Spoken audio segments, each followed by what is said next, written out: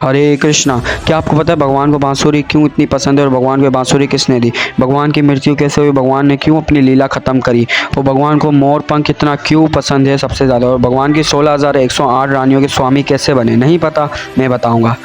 Fact number 10, Kamadeva जो कि सुंदरता के स्वामी हैं, जहां 1% उनका लड़कियों के अंदर जाता है जो कि कृष्ण हैं, जो काफ़ी सुंदर हैं। जब कामदेव कृष्ण को देखते हैं तो वो मोहित होकर बेहोश हो पड़ते हैं, और वहीं जब कृष्ण श्रीमती राधा रानी को देखते हैं तो वहीं बेहोश हो जाते हैं। फैक्ट नंबर 9, भगवान श्री कृष्ण की मृत्यु कैसे हुई? भगवान श्री कृष्ण की मृत्यु ऐसे हुई जब भगवान श्री कृष्ण पीपल के पेड़ के नीचे बैठ कर विश्राम कर रहे थे। एक जारा नाम का शिकारी आया, उसने हिरन का कान समझकर भगवान के श्री कृष्ण के पाँव के तलवे के नीचे तीर मार दिया, पर भगवान श्री कृष्ण के सामने वे बहुत गिड़गिड़ाने लगा, पर मुझे माफ़ कर दो, मुझे माफ़ कर दो। पर भगवान श्री कृष्ण ने कहा कि तुम्हारी कोई गलती नहीं है। जब मैं त्रेता युग में राम के अवतार में आया था तो मैंने पेड़ के पीछे छुपकर बलि के ऊपर तीर चलाया था। तो तुम ये राउंड घूम के जब तुम मेरे इस अवतार में आए हो, अभी तुम बलि का अवतार लेके आए हो, तुमने मुझे तीर मारा, तो मैं अभी मेरी मृत्यु होने वाली। ये एक राउंड फिगर है, ये मेरे पिछले कर्म का भोग है। फैक्ट नंबर 8, भगवान श्री कृष्ण को बांसुरी किसने भेंट की?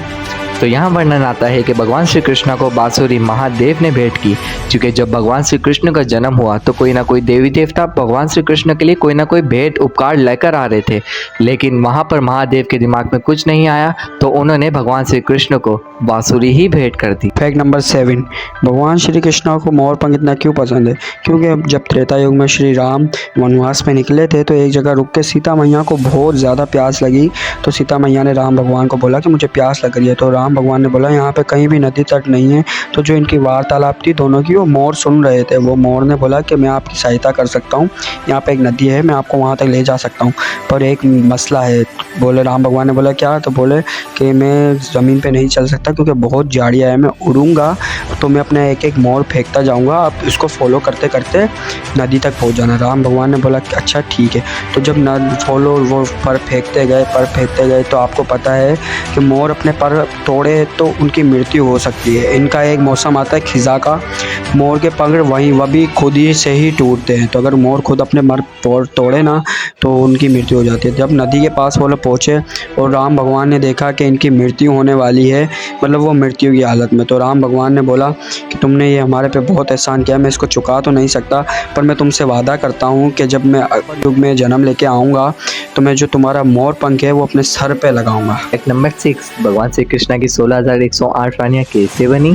भगवान श्री कृष्ण की 16,108 रानियाँ इससे बनी। एक समय की बात है जब नरकासुर ने 16,108 रानियों का हरण कर लिया था, तो 16,108 रानियों ने भगवान श्री कृष्ण को मदद के लिए पुकारा। भगवान श्री कृष्ण ने उनकी ये पुकार सुनकर स्वयं वहाँ पर प्रकट होकर नरकासुर का वध किया और 16,108 रानियों से प्रार्थना की कि वह भी घर की तरफ लौट जाए।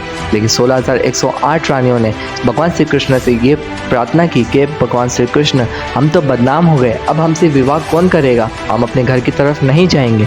तो भगवान श्री कृष्ण ने उनकी इज्जत रखते हुए उनसे विवाह कर लिया। फैक्ट नंबर 5, भगवान श्री कृष्ण की किस उम्र के बाद एज नहीं बढ़ी और भगवान ने इस धराधाम में कितने साल तक लीला रची? तो भगवान श्री कृष्ण के भगवद गीता के 4थे अध्याय के 6ठे श्लोक में कहते हैं, जो भी सन अव्यय आत्मान अव्यय ओनम चा, मतलब मैं कभी बूढ़ा नहीं होता, हमेशा युवा रहता हूँ। तो भगवान श्री कृष्ण की 18 साल के बाद उम्र नहीं बढ़ी और भगवान श्री कृष्ण ने इस धरती में 125 साल 8 महीने 7 दिन तक लीला रची। फैक्ट नंबर 4, हम बहुत कृष्ण कृष्ण करते हैं, तो क्या आपको पता है कि भगवान श्री कृष्ण का नाम किसने रखा था? तो हम आपको बता देंगे, भगवान श्री कृष्ण का नाम गर्गाचार्य मुनि ने रखा था। फैक्ट नंबर 3, क्या आपको पता है भगवान श्री कृष्ण के होठों का कलर कौन सा है? शास्त्रों में बताया जाता है भगवान श्री कृष्ण के होठों का कलर बिम्बा फ्रूट के कलर जैसा है। फैक्ट 2, क्या आपको पता है भगवान श्री कृष्ण ने काल का अवतार भी लिया हुआ है? तो आप ये सुनकर बहुत ही शॉक्ड हो गए होंगे कि भगवान श्री कृष्ण ने आखिर काल का अवतार क्यों लिया। तो भगवान श्री कृष्ण ने काल का अवतार श्रीमती राधा रानी के लिए लिया। एक समय की बात है जब श्रीमती राधा रानी कृष्ण से मिलने के लिए बेताब हो रही थी, तो उनकी नंद और साथ जटिला कुटिला उनको कृष्ण से मिलने के लिए इजाज़त नहीं दे रही थी। तो श्रीमती राधा रानी ने ये बहाना लगाया कि वो काली मंदिर जा रही है कालका की पूजा करने के लिए। तो जटिला कुटिला भी उनका पीछा करने लगी। जब जटिला कुटिला ने ये श्रीमती राधा रानी को कृष्ण से मिलते देखा तो जटिला कुटिला ने उनके हस्बैंड अभिमन्यु को ये शिकायत लगा दी कि श्रीमती राधा रानी तो जाकर कृष्ण से मिल रही है, और उन्होंने यहाँ पे बहाना लगाया कि वो तो काली मंदिर जा रही है।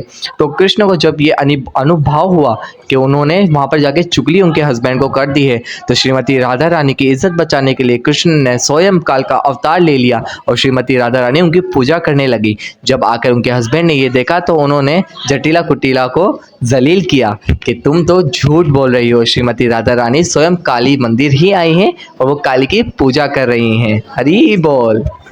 फैक्ट नंबर 1, क्या आपको पता है भगवान श्री कृष्ण के शंख का नाम क्या था? और भगवान श्री कृष्ण अर्जुन को किस नाम से बुलाते थे? भगवान श्री कृष्ण के शंख का नाम था पंचजन्य, और भगवान श्री कृष्ण अर्जुन को प्यार से पार्थ के नाम से बुलाते थे। तो ये थे हमारे 10 फैक्ट अबाउट कृष्णा, जो कि आई थिंक सो आपको बहुत अच्छे लगे होंगे। अगर आपको अच्छे लगे हैं तो भगवान हमारी वीडियो को लाइक, सब्सक्राइब और कमेंट ज़रूर करिएगा, और एंड ऑल्सो सब्सक्राइब तो करना ना भूलिएगा। मैं मिलता हूँ आपके साथ एक और नई वीडियो में, तब तक के लिए हरे कृष्णा।